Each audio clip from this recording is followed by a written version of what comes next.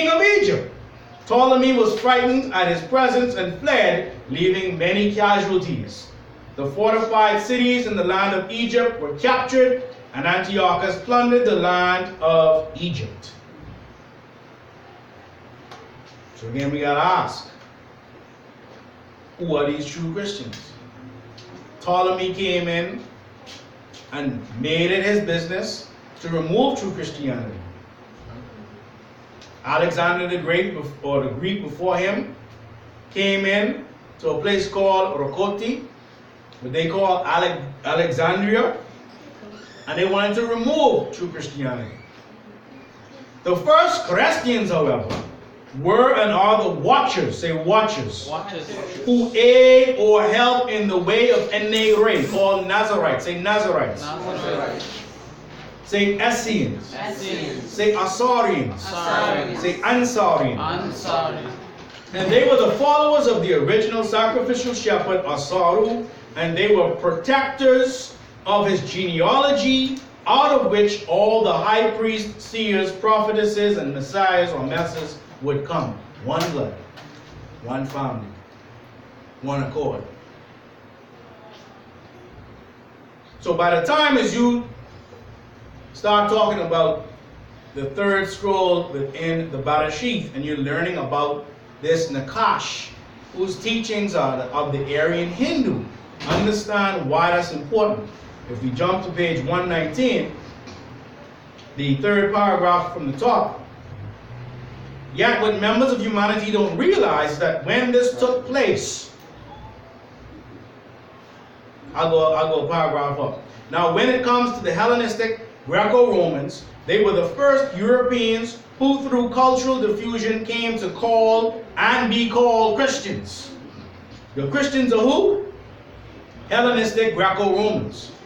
Yet, what members of humanity don't realize is that when this took place, this was not a spiritual belief system, but instead a merging of Tamarian or ancient African atonist spirituality with Hindu pantheistic beliefs concerning Krishna, both fully reinterpreted with Greek minds, Greek spirits, Greek emotions, and love of Greek physical appearances.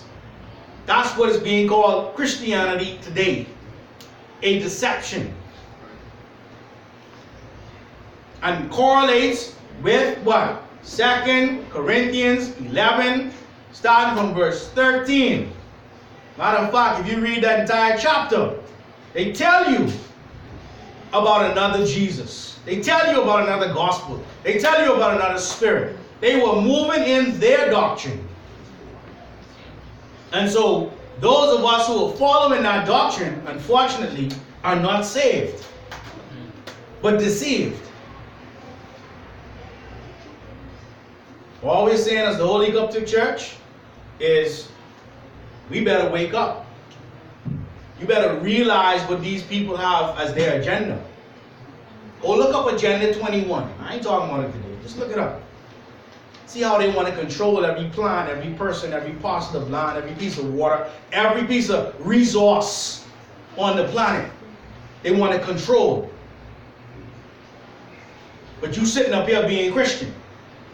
You sitting up here being saved. Don't be Christian, be true Christians.